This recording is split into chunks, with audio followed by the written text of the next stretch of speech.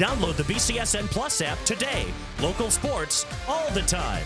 Visit bcsnnation.com for details. Discounts may apply. Let's start 2 weeks ago. DJ Newman, Brady Birchmeier, Sam Seidel, TJ Tackett's all on the shelf.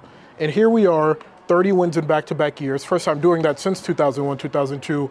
We get next man up mentality, but how exactly have you been able to fill the gaps left by some of your best players? Yeah, I think first of all, it's really difficult to get the news because those guys do a lot for our program in a lot of ways, not just on the field, but also in the community and in the classroom.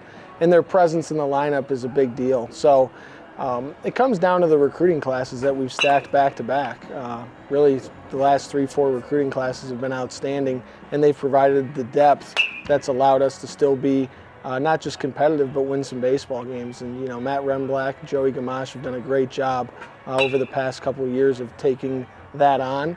And that's the result of, their hard work and complete classes coming together to understand that, while I may not be starting the year off in the role I want, it could find me at a later date. And we've had guys step up in those guys' absence. You guys were pretty much locked into the 4 seed for a while. How much did that help you recover health-wise, knowing that your fate for the MAC tournament was pretty much decided early on? Yeah, Brady Birchmeier specifically grinded through some things, and then we were able to get him a break as we clinched our spot and get him closer to 100%, which is where he's at now. And then that allowed Sam Seidel to kind of rehab and get through his injury and be available for last week and now heading into this week. So I think just it's a testament to the team stepping up and doing what the team needs. And one of our quotes we use a lot in this program is the strength of our team is the fact that we are a team.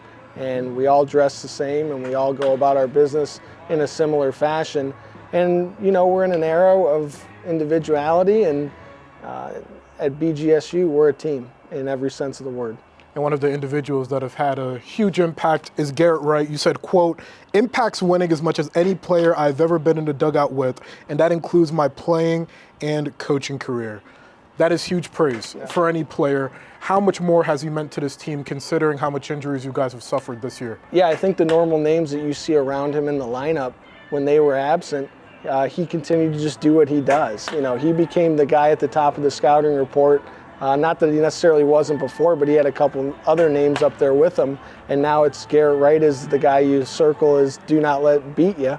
And he found ways to still beat people, not just at catching behind the plate, not just at the plate hitting wise, but he threw a guy out last weekend against Northern Illinois from center field.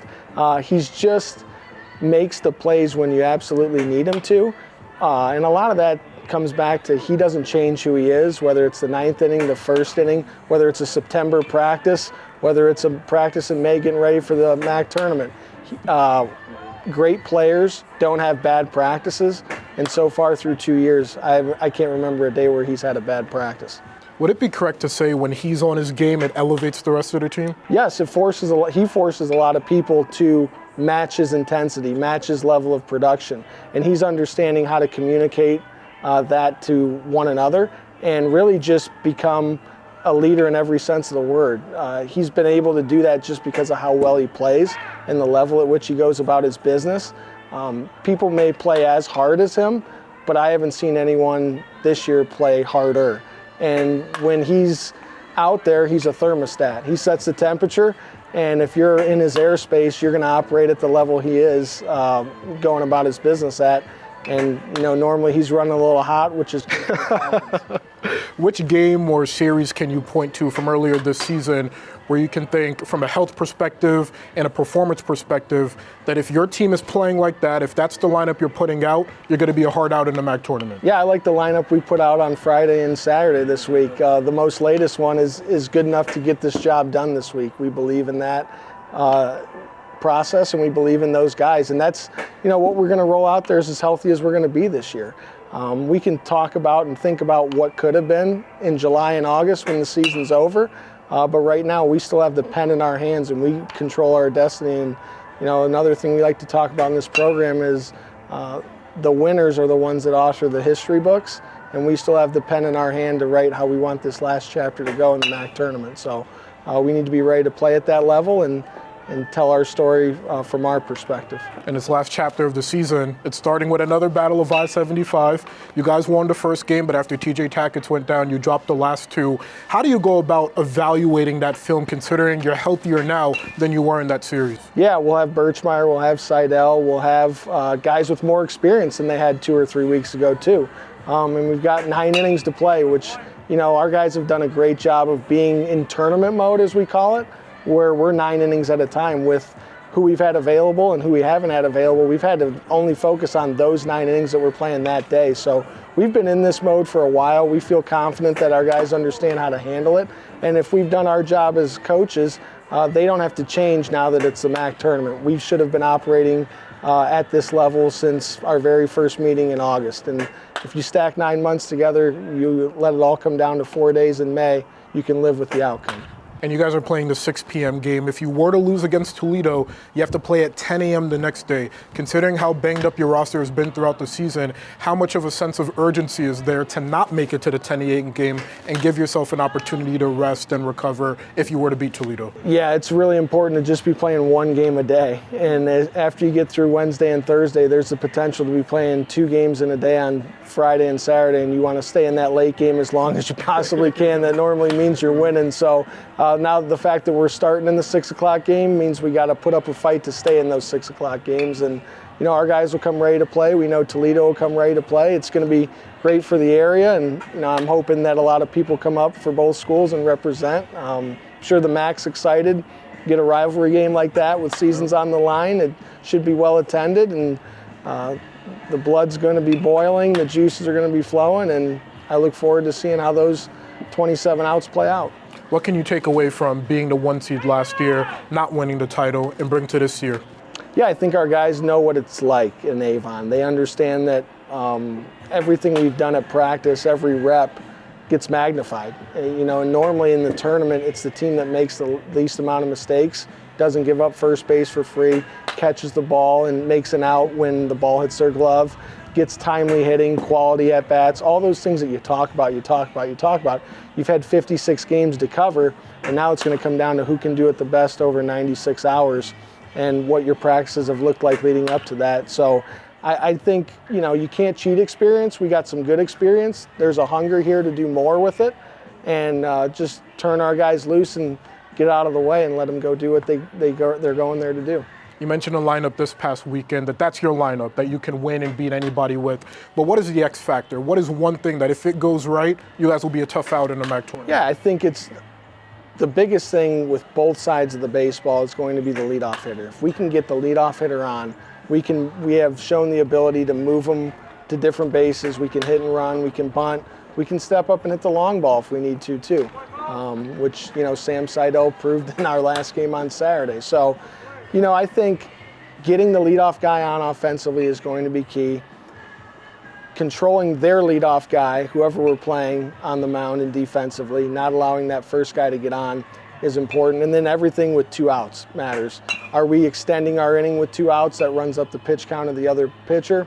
And, you know, are we shutting innings down? As soon as we get to 2 outs, can we get that next guy out and save our pitch count but then shut an inning down? If you can keep guys to 1 run or no runs, you got a chance to do well in this tournament. And looking at your schedule, last year you played Tennessee and Ohio State, 2 high-level power conference opponents. This year playing Notre Dame. How much do those games against those higher-level opponents help you for moments like these? I think it's big because when you play those teams, normally the game speeds up. And then you get back into the conference and it starts to slow down, and you understand your margin for error. When you're playing those bigger schools, you don't have as much as you think you have. Then you get back in the conference and those pitches you made, they maybe got squared up in the gap or they hit over the fence, those might be outs the next week. And you get confidence from being on the field, and the biggest thing is just the pace of play and the margin for error. And when you put those teams on the schedule, you know it's going to be tougher. You know you want to simulate something that maybe you're doing at practice or maybe you can do a little bit better. One of the big things about playing Tennessee last year was we took a lot of things from them that they did that we could implement better on our end. And we all got better because of it, which led to a really good conference season. And we've got our eyes open to learn, our ears open to learn. That's why you get 2 of those things and one of the mouth. So we're paying attention at all times and finding ways to get better. And And our guys want to compete against the best. Part of the sell with recruiting these guys is to get on the field with it. Next year we plan on opening up with Georgia Tech. You know, you want to play professional baseball, you want to play at the highest level, you want this program, you know, one day be ranked and do all the things, the special things that's happened here before. You got to get on the field with it, and you got to be comfortable in uncomfortable environments, and that's what we're going to continue to do because our guys have proven that they want to be those guys. And finally, it's hard to imagine your guys being any more pumped up and ready for Wednesday than they are now. But for it to be a rivalry game against Toledo, how much more does that add to the matchup, knowing that you could potentially end the season of a rival? Yeah, I think it's just something from a coaching standpoint. We're just monitoring them and keeping them on the right track and controlling their emotions, right? I mean, they might get a little extra higher when we do something well. There's no reason to get low or go below the line when it comes to adversity, and it's going to be all about momentum. Gaining momentum, then stopping momentum, because they're going to create momentum and we're going to create momentum, and whoever controls that is going to probably have the more successful day and come out on top. But, you know, just from a simplistic standpoint, it's not going to be one of those big-time speeches. You don't have to when you're playing your rival at this point in the season. Everyone knows what's on the line. So, again, you just get to this point and you turn the guys loose and, you know, hope everything you've worked on in practice for 9 months shows up when you need it. Play your best when it matters the most.